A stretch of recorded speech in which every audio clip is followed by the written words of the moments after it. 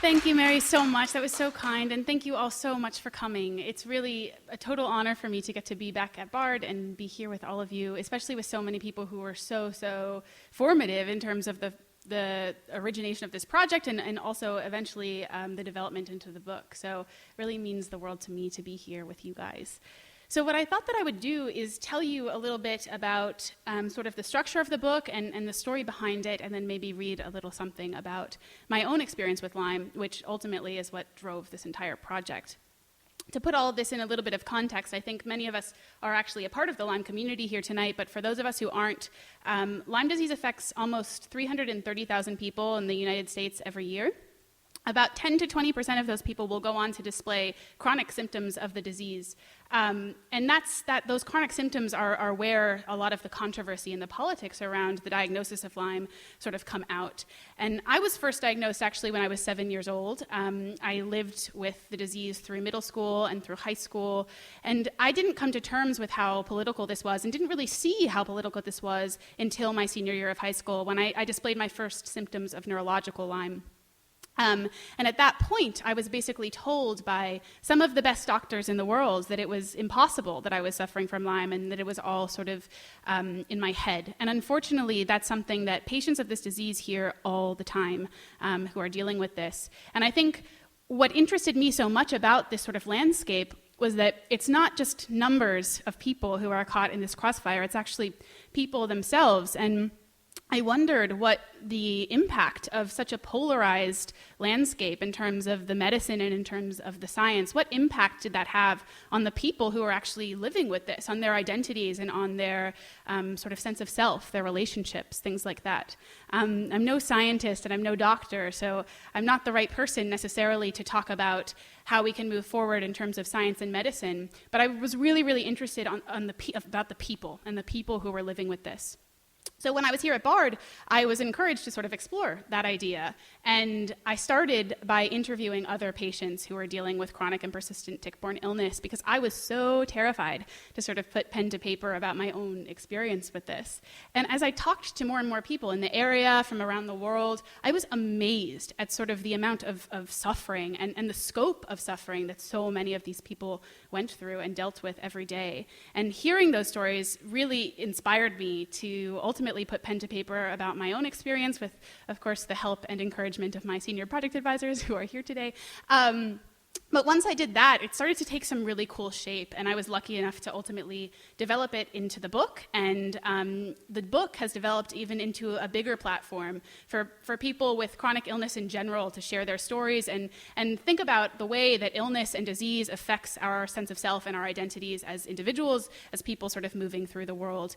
And I think this is especially relevant for younger people. Of course, it's relevant for all people living with disease, but especially for younger people at a time of life when we're sort of expected to rule the world and do everything right and be sort of limitless. Understanding how limits affect us and affect the people who we become down the line, I think, is something that's important to acknowledge.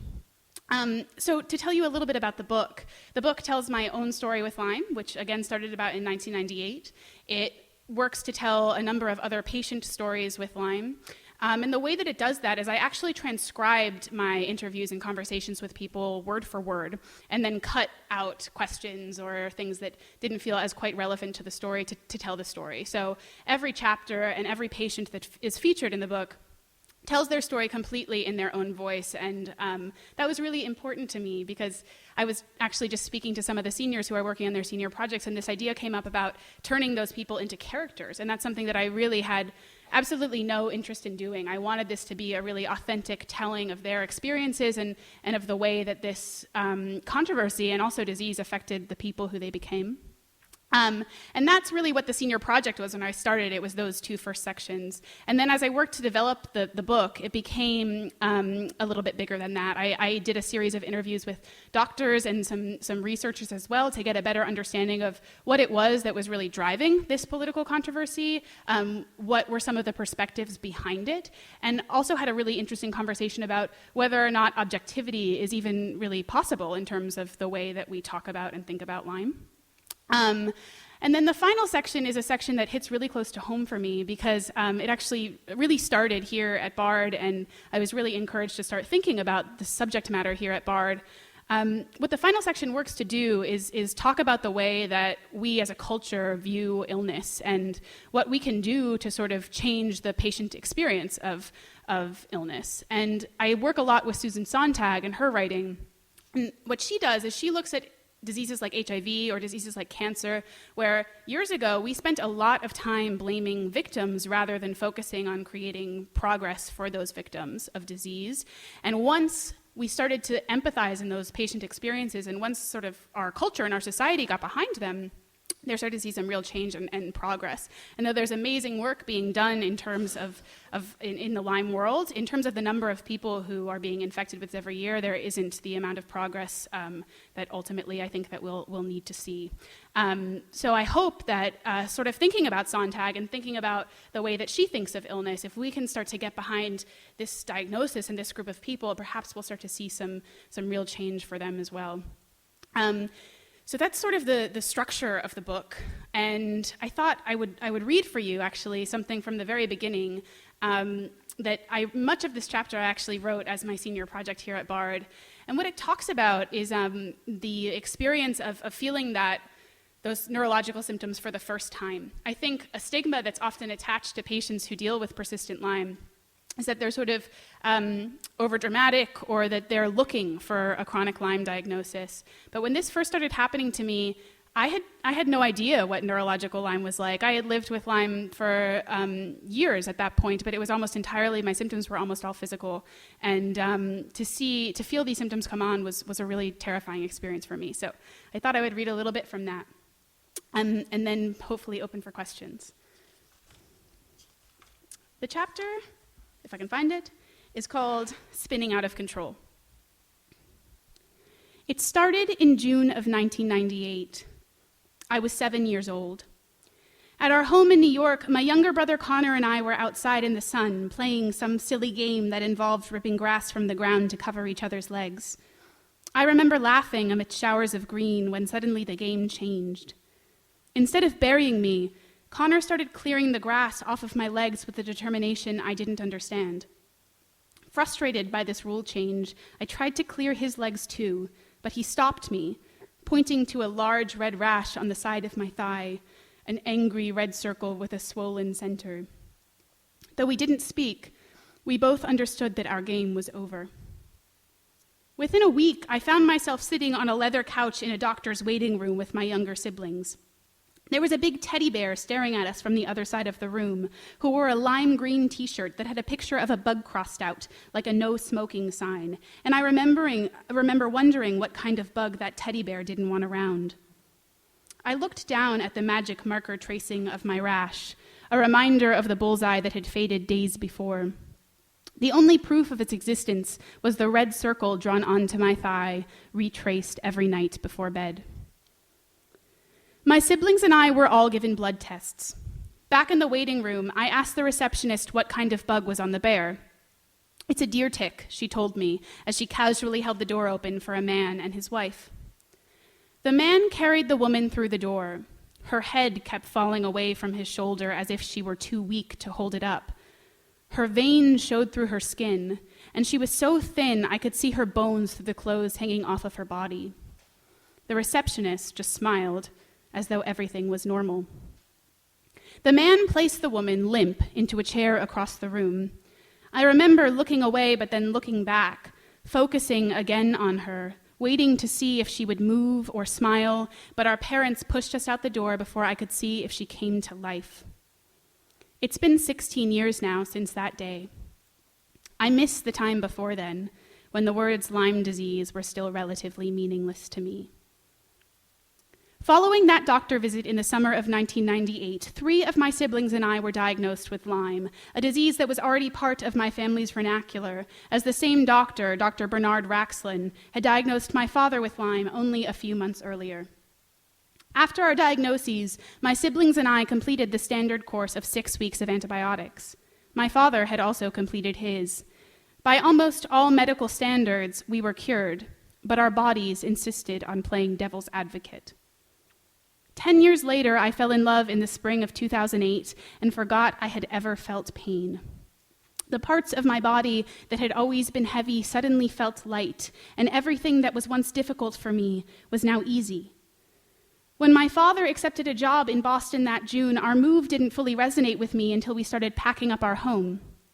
Relocating a family of 7 is no easy task, so the focus was not on me when I dented the car or forgot what I'd done the previous day.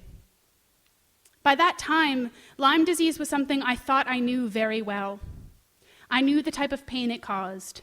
I knew the weight of the fatigue on my limbs and my chest. But something different was happening that fall, something frightening and unfamiliar. On the surface, I was more of a teenager than I ever had been, a seemingly healthy chatterbox who spent too much time at her boyfriend's house. In reality, my mind was starting to go, but no one seemed to notice. I once imagined losing my mind as a glamorous, controlled descent into darkness. But missing memories, thoughts, or speech, that was never part of my fantasy. It turns out that there's nothing enchanting about surrendering the precious contents of one's consciousness. When you forget something, it disappears from your awareness, and only occasionally does it leave a reminder of its existence. I was a camp counselor that summer, and when I forgot what camper I was supposed to pick up next on my bus route each morning, I wouldn't remember that I had also forgotten the day before. Memories of those forgotten moments never formed. I don't remember singular misfires. I only remember what it felt like when things started spinning out of control. In early August 2008, my family moved to Hingham, Massachusetts, a town 25 minutes outside of Boston. As this move necessitated going to new school for my senior year, we decided it would be best for me to stay in New York to finish high school. I'd live in our house with a family friend, a friend of a friend who I hadn't met actually, until it sold, and in the meantime, I'd join them in Massachusetts whenever possible. In mid-August, we traveled to Logan International Airport to meet Heather, my house companion for the upcoming school year. A week later, Heather and I drove back to Katona, making small talk about the Spice Girls, while I panicked about my decision to leave my family and live with a stranger in an empty house where my voice echoed if I spoke too loudly. Then on August 20th, I drove my boyfriend Calvin to Poughkeepsie for his first year at Vassar College, and back in Katona that night, I fell asleep wearing his clothes, dreaming of ways to bring everyone together again. At the time, I didn't consider that all of these changes could have a damaging effect on my psyche. I just worried about my mom's reaction to my decision to stay in New York, about Heather feeling well-adjusted, or about Calvin's first few weeks at college. I didn't notice that my joints had started to swell or how often I dropped my pencil. I was genuinely surprised when I was later asked how many car accidents I'd been in that fall, or when exactly I'd started writing reminders about what classes I'd attended each day at school. I didn't understand what was happening to me when I started to notice the words tangling together inside of my sentences. Lyme sufferers often describe experiencing emerging neurological symptoms as a descent into a dark brain fog. Though my consciousness did feel cloudy, the overwhelming sensation for me was of electrical malfunction. I imagined synapses in my brain as snapped wires along which my thoughts and impulses short-circuited, buzzing and sparking with the frustration of yet another failed connection. Words caught in my throat, awaiting their marching orders as I struggled to form the simplest phrases, each word requiring a separate message from the faulty wiring that was my brain. In hindsight, I realized that I'd been displaying symptoms of neurological dysfunction long before those symptoms were ever named. At my job at the day camp that summer, I struggled with routine tasks that other counselors seamlessly maintained. I carried the daily schedule in my back pocket as a reminder of where I needed to be, even though my routine never changed. My campers wore their name tags for 2 weeks longer than their peers. And while I should have been able to work a full day without pain, at the end of each day that summer, I was crippled with exhaustion, aware of every bone in my feet and every fiber in my muscles.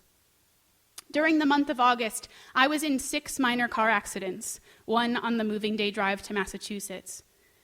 To myself and to my family, I blamed all these mishaps on the sun, on being out of shape, on not getting enough sleep. Everything that seemed strange had an obvious, mundane answer. Any discrepancy easily explained away. Though I pretended there was no unsettling root cause behind all of these oddities, with each new aberration, I was overpowered by fear. At times, I could taste it on my tongue, feel it constricting my chest, tightening my breath. The fear was so consuming, I didn't give much thought to how these strange developments were affecting the people around me. The human brain utilizes up to 100 billion neurons, and the speed at which they normally transmit messages makes thoughts feel immediate, even timeless. But in my ravaged condition, I could almost palpably feel my brain misfire. I was hyper-aware of each crackling short circuit, of each slowly forming thought. Everyone could see that something was wrong, but I couldn't begin to explain what I was experiencing. It was impossible to articulate the bizarre sensations wreaking havoc in my body and brain. Though my family and I had previously dealt with my physical illness, to the point that such had become routine, what we experienced that summer left us confused, scared, and flailing. We desperately needed help.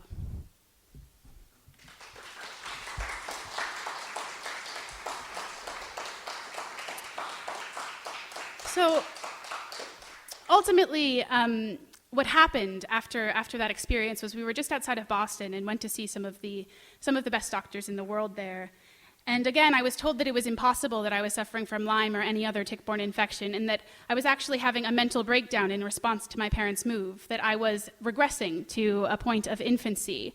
And that's why I couldn't walk or read or write or speak or drive a car. That all of those things that were a part of my adult life made it possible for me to exist without my parents, and therefore that's why I was regressing to this point where I needed them to take care of me. And I'd like to add that conversation happened before that doctor even sat down to meet with me.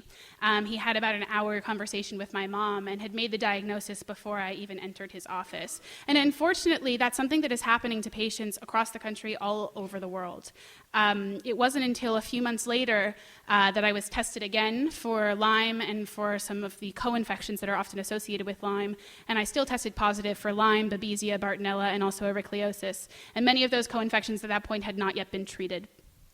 And once I sort of was treated for those infections and was able to get myself back under control, since then have been very lucky to be relatively healthy as compared to where I was before that. But that experience of being denied in such a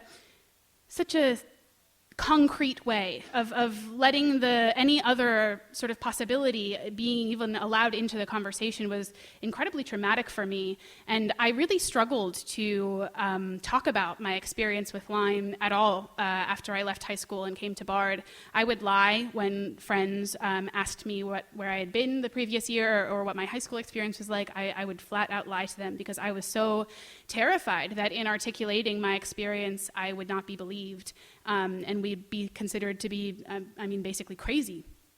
And it wasn't really until I started work on this project and started speaking to other people who were going through this that I was able to find my voice and realize how important it is to sometimes be able to say that I don't know and be able to sort of open ourselves to other explanations for suffering and rather than keep ourselves in these really, really small boxes that we don't always fit into, figure out the way that we can fit in and the way that we can heal. And I think that something that I did and that I see a lot in this community that I really hope that the book can sort of create some progress towards is that we work really hard to separate our emotional and our physical experience of disease and of illness. But in reality, our emotional life affects our physical life in the same way that our physical life affects our emotional life. And I think that we start to see the ways that those interplay with each other and start to understand how things like stress or things like other infections, things like that affects the people who we are and the way that we experience disease. Hopefully we can start to see some progress and bring together these sort of really polarized ends of this conversation to start to see some change in this community. So that's really what this book is about. And I thank everybody for reading it and for thinking about this stuff. And I would just really encourage questions and conversation and ask all the weird, hard questions and try and figure out what's going on here, because I think that we need more and more people to do that as we sort of move forward. So Thank you guys so much.